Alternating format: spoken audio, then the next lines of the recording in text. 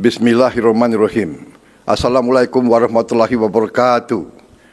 Salam sejahtera bagi kita sekalian. Shalom Salve, Om Swastiastu, Namo Buddhaya, Salam Kebajikan Rahayu. Indonesia merdeka, Indonesia bersatu, berdaulat, bermartabat. Dan kini tugas kita adalah melanjutkan perjuangan mereka melalui ilmu, kejujuran, disiplin, dan kerja keras. Kita harus isi kemerdekaan kita. Kita harus membawa bangsa Indonesia menjadi bangsa yang maju, bangsa yang modern, bangsa yang sejahtera. Perjuangan ini belum selesai. Masih terlalu banyak saudara-saudara kita yang hidup dalam kesulitan. Petani-petani kita di sawah, nelayan-nelayan kita di laut, buruh di pabrik, sampai pensiunan dan penerima pensiun. Kita akan luruskan informasi yang sering simpang siur, kita susun gambaran jadwal yang masuk akal, kita pahami alokasi anggarannya, kita jelaskan siapa saja yang berhak menerima, dan yang paling penting kita bahas komponen apa saja yang benar-benar masuk ke rekening Bapak, Ibu. Tujuan saya satu, supaya tidak ada salah paham dan tidak ada ekspektasi yang terlalu tinggi atau justru kekhawatiran yang tidak perlu, karena semuanya kita rujuk pada pola kebijakan yang berlaku.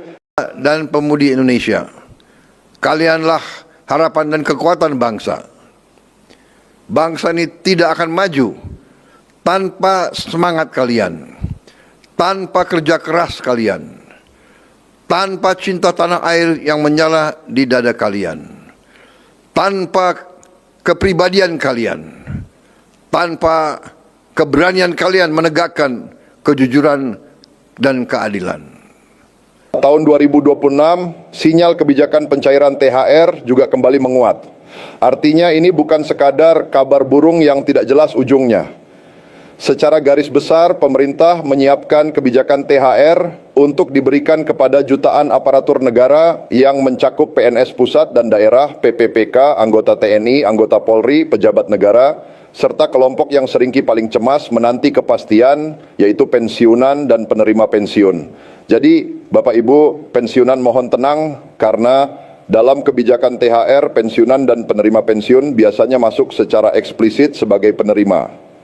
Selama status pensiun Bapak Ibu aktif dan tercatat sebagai penerima pensiun bulanan secara rutin, maka pada prinsipnya Bapak Ibu juga termasuk dalam daftar penerima THR. Setelah kabar kebijakan, poin kedua yang sering menjadi perhatian adalah alokasi anggaran. Banyak orang menilai besaran THR dari angka total anggaran nasional yang disiapkan. Untuk tahun 2026 beredar informasi bahwa anggaran yang disiapkan berada di kisaran 55 triliun. Angka ini besar dan menunjukkan keseriusan pemerintah dalam menjaga daya beli, membantu kebutuhan menjelang hari raya, serta menggerakkan konsumsi masyarakat ketika Ramadan dan Idul Fitri tiba. Namun Bapak Ibu perlu pahami dengan tenang dan realistis, besar anggaran nasional tidak otomatis. Berarti nominal per orang pasti naik drastis, karena besaran THR per penerima tetap mengikuti formula dan komponen penghasilan yang diatur dalam regulasi resmi. Kenaikan alokasi bisa terjadi karena jumlah penerima bertambah, struktur gaji dan pensiun mengalami penyesuaian, ataupun karena pemerintah memasukkan komponen tertentu sesuai kebijakan tahun berjalan. Yang membuat THR tahun ini berbeda dari 2 tahun sebelumnya adalah adanya tambahan komponen pembayaran. Selain mendapat THR sesuai dengan besaran gaji pokok dan tunjangan melekat seperti biasanya, tahun ini seluruh penerima juga mendapat tambahan pembayaran sebesar 50% dari tunjangan kinerja. Ini kabar gembira yang sudah lama ditunggu-tunggu. Menteri Keuangan sendiri yang menegaskan bahwa THR kali ini adalah yang paling besar dalam 2 tahun terakhir, seiring dengan membaiknya kondisi perekonomian nasional. Untuk membiayai seluruh pembayaran THR ini, pemerintah telah mengalokasikan anggaran sebesar 34,3 triliun rupiah khusus untuk THR.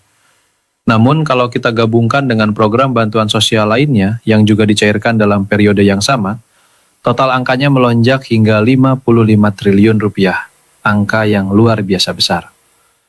Dan dari angka itu, hampir 9,4 juta jiwa akan menerima manfaatnya. Tidak ada yang ditinggalkan, tidak ada yang dilupakan.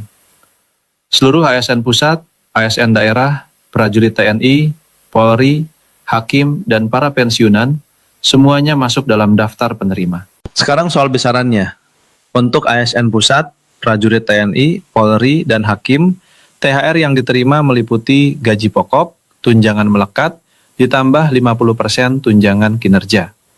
Untuk ASN daerah, besarannya mengikuti skema yang sama dengan ASN pusat, namun disesuaikan juga dengan kemampuan keuangan daerah masing-masing.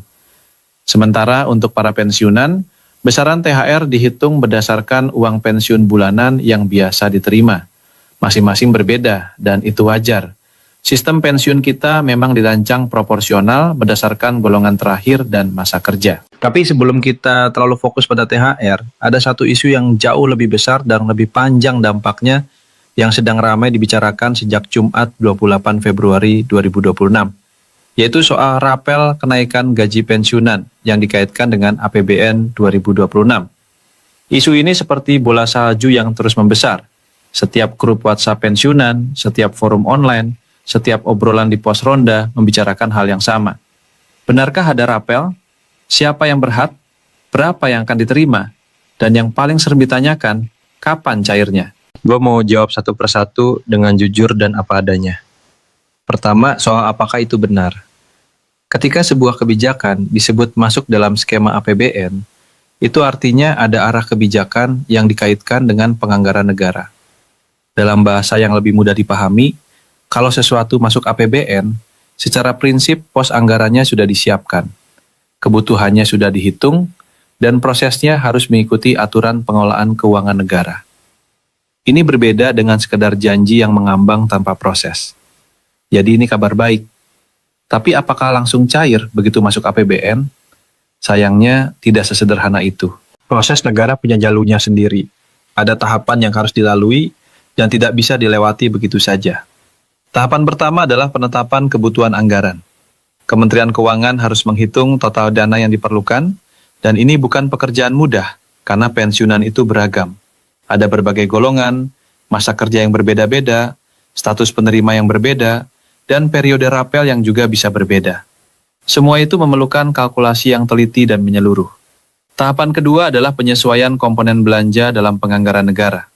Setiap perubahan atau penambahan pos belanja harus mengikuti mekanisme yang berlaku, mulai dari administrasi internal, koordinasi lintas lembaga, hingga kalau diperlukan ada pembahasan dengan legislatif sesuai aturan yang berlaku. Tahapan ketiga adalah penyusunan aturan teknis. Ini adalah tahapan yang paling penting, karena tanpa aturan teknis, pelaksana di lapangan tidak bisa bergerak. Aturan teknis bisa berbentuk peraturan pemerintah, peraturan presiden, atau peraturan menteri, tergantung skema kebijakan yang dipilih. Di dalam aturan teknis itulah nanti akan dijelaskan secara rinci siapa yang berhak menerima, periode rapel dihitung dari kapan, komponen apa saja yang masuk perhitungan, bagaimana mekanisme penyalurannya, dan jadwal pelaksanaannya. Tahapan keempat adalah sinkronisasi data. Nah, ini yang paling sering menyebabkan keterlambatan dan paling banyak memakan waktu. Data pensiunan harus valid secara keseluruhan. Nama, tanggal lahir, golongan terakhir, masa kerja, status penerima apakah pensiunan langsung atau janda duda atau terusan, nomor rekening, bank penyalur, hingga status kepesertaan aktif sesuai verifikasi. Semua itu harus sinkron antara basis data lembaga terkait dan basis data penyalur. Kalau satu saja tidak cocok, bisa terjadi penundaan untuk orang tertentu, meskipun keseluruhan proses berjalan lancar. Tahapan kelima adalah simulasi perhitungan. Setelah data dianggap valid, barulah sistem mulai menghitung rapel. Konsep rapel pada dasarnya adalah selisih antara yang seharusnya diterima dikurangi yang sudah diterima, dikali periode yang telah ditetapkan. Ini menghasilkan nominal yang berbeda-beda untuk setiap orang. Dan itulah yang sering jadi bahan banding-bandingan. Pak A dapat sekian, Bu B dapat sekian, kenapa beda? Jawabannya bukan ketidakadilan. Itu adalah hasil proporsional berdasarkan riwayat kerja dan ketentuan yang berlaku. Tahapan keenam dan terakhir adalah pengesahan dan pencairan. Dana dari kas negara disalurkan ke lembaga penyalur sesuai mekanisme, lalu diteruskan ke bank-bank penyalur, dan akhirnya barulah masuk ke rekening Bapak dan Ibu. Jadi kalau ada yang bertanya kapan cair, dengan mempertimbangkan semua tahapan tadi, realistisnya proses ini bisa memakan waktu beberapa bulan dari saat isu menguat.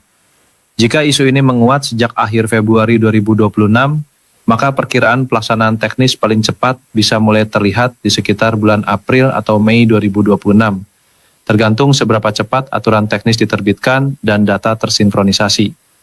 Tapi tanggal yang paling aman untuk Bapak dan Ibu pegang adalah tanggal yang resmi dari pengumuman pemerintah, bukan dari grup WhatsApp atau konten yang tidak ada sumbernya.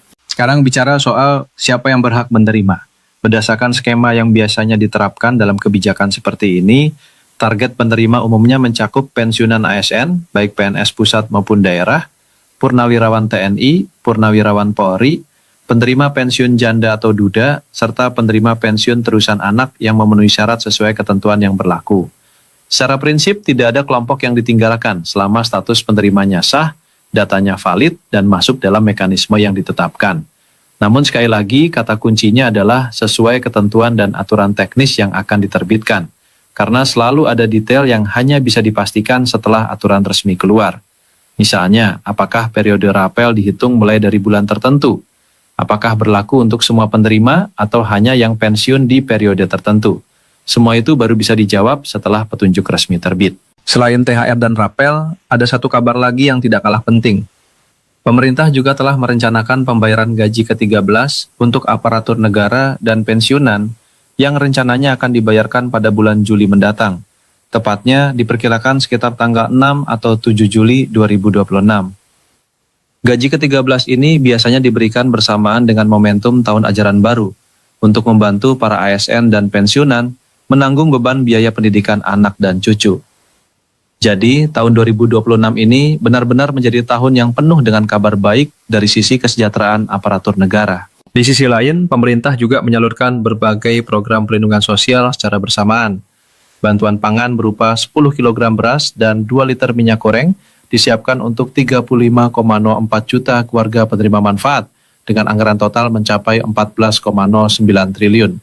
Pemerintah juga akan mengakselerasi belanja subsidi pupuk senilai 30 triliun, pembayaran kompensasi energi sebesar 27 triliun, serta rehabilitasi dan rekonstruksi pasca bencana di Aceh dan Sumatera Utara.